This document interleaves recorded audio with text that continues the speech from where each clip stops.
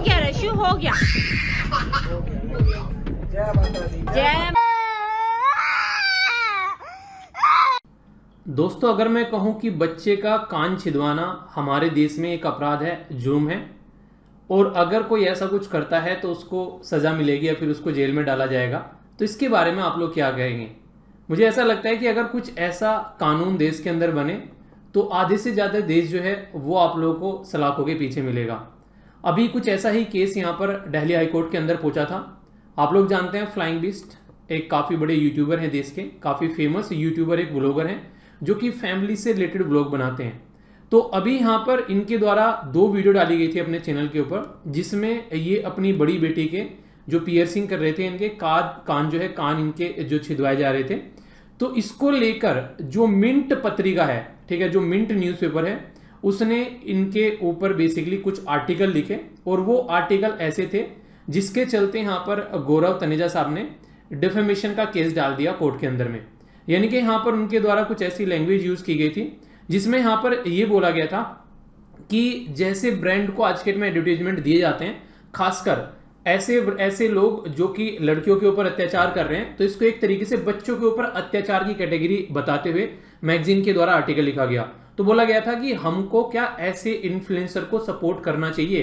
तो काफी भद्र ये एक तरीके से लैंग्वेज यहाँ पर यूज की गई थी। तो इसके खिलाफ जो है ये कोर्ट में पहुंचे, और ये एक नहीं है, एक और यहाँ पर इंसिडेंट था। वो था यहाँ पर इनके द्वारा अपना एक नया जब घर में प्रवेश किया गया, तो हिंदू रिचुअल के हिसाब से नॉर्मली हम लोग हवन करवाते हैं, तो इनके द्वारा हवन करवाया गया। तो उसके ऊपर भी जो जनता थी वो 2 पार्ट में डिवाइड होगी कि कई सारे लोग आते हैं, वो बोलते हैं कि पोल्यूशन किया जा रहा है, ठीक है, अपनी अपनी बातें बोलने लगते हैं। जैसे आप लोगों ने सुना होगा कि अगर हम लोग जैसे शिवलिंग होते हैं उसके ऊपर दूध चढ़ाया जाता है तो उसका अलग मीनिंग होता है। कई सारे लोग बोलते हैं कि दूध को बर्बाद किया जा रहा है। तो अगर आप लोग इसको 2 तरीके से देखोगे, अगर इस तरीके से हम लोग रिलीजन के बारे में बातें करने लगेंगे तो हर एक रिलीजन में कोई ना कोई कुछ ना कुछ फिंगर पॉइंट कर देगा। जैसे कि यहाँ पर दूध बोल दे कि दूध बेकार हो रहा है, पर लेकिन रिचुअल्स है, अगर इंसान उसमें मान रहा है तो उसको अपना इच्छा है। हमारे संविधान में उससे रिलेटेड आप लोग को पता है कि बाकायदा एक फंडामेंटल राइट दिए हुए हैं। मान लीजिए इसी तरीके से अगर बात करें तो आप लोग बोल सकते हैं कि जो चद्दरें चढ़ाई जाती हैं वो गलत है, पर लेकिन जो मान रहे हैं उनके लिए वो सही है।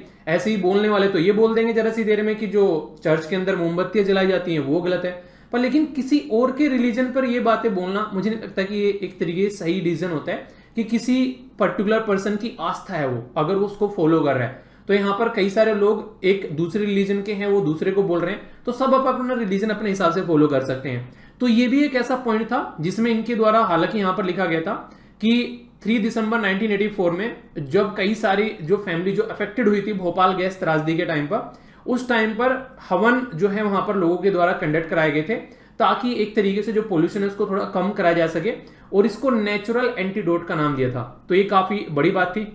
तो यहाँ पर कई सारे जब ऐसे आर्टिकल इनके खिलाफ छपे इस पर्टिकुलर पत्रिका के अंदर में, तो यहाँ पर जैसे कि तो ये फिर इस पर्टिकुलर केस को लेकर यहाँ पर पियर्सिंग वाला भी यहाँ पर आप लोग देखते हैं, और यहाँ पर ये वाला केस भी।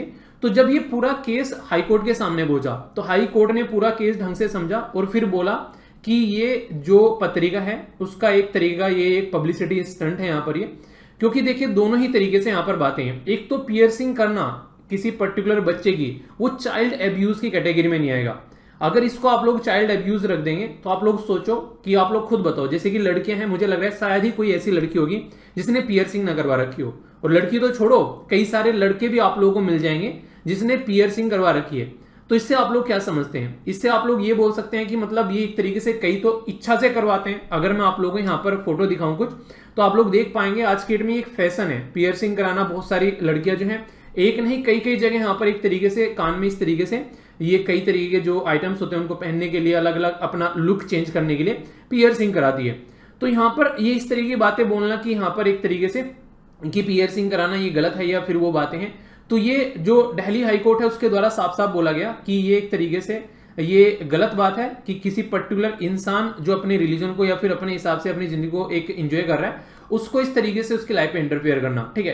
तो क्रिटिसाइज करने का हक है आप लोगों को, पर लेकिन उस तरीके से क्रिटिसाइज कर देना कि इन्फ्लुएंसर को इसको ऐड क्यों दिए जा रहे हैं, तो ये एक तरीके से गलत है। फ्री स्पीच का आप लोग यूज कर सकते हैं, वो सही है, पर लेकिन इस तरीके से फ्री स्पीच में ऐसी ऐसी बातें यूज कर देना जो कि सामने वाले की जो लाइवलीहुड है, उसकी रोजी रोटी है, उस पर क्वेश्चन मार्क लगाने लग जाए, तो ये बिल्कुल गलत है। तो इसी को बोला गया, किसी के कैरेक्टर को भी यहां पर डिफाइन नहीं किया जा सकता। तो यहां पर यह भी बोला गया था कि एक तरीके से चरित्र पर हमला पत्रकारिता की स्वतंत्रता नहीं, दिल्ली हाईकोर्ट ने बोला। और दूसरे में कि कान का अगर यहां पर छिदवाया जाता है बच्चे का, तो यह भी एक बाल शोषण की कैटेगरी में नहीं आता है। तो ये यहां पर बातें सामने निकल कर आई।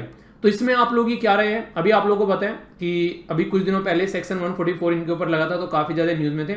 अभी फिर से यहाँ पर इस पर्टिकुलर मुद्दे की वजह से न्यूज में यहाँ पर आप लोगों को देखने को मिल रहे हैं।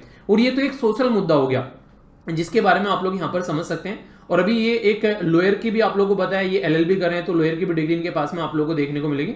तो मुद्दा यहाँ पर देखिए सबसे बड़ा ये निकल कर आ रहा है कि ये आर्टिकल कवर करने का कि अगर आप लोग चीजों को समझोगे सोसाइटी में, बेसिकली अगर आप लोग कुछ कर रहे हो और आप लोग एक सेलिब्रिटी हो, तो फिर इन सब चीजों का भी ध्यान रखना पड़ेगा कि आप लोगों के ऊपर कैसे कैसे आर्टिकल्स लिखे जा सकते हैं और इस तरीके से आप लोग उसको कैसे टैकल कर सकते हो। तो यहाँ पर अगर कुछ पब्लिक में आप लोग अपनी पर्सनल ऐसी कोई इमेज डाल रहे हो, तो उस पर क्रिटिसिज्म भी झेलने के लिए आप लोगों को तैयार रहना पड़ेगा, क्योंकि बहुत सारे आप लोगों के फॉलोवर होंगे और बहुत सारे आप लोगों को क्रिटिसाइज करने वाले होंगे। तो उनमें बैलेंस बनाना भी काफी एक कला आप लोग बोल सकते हैं एक तरीके से।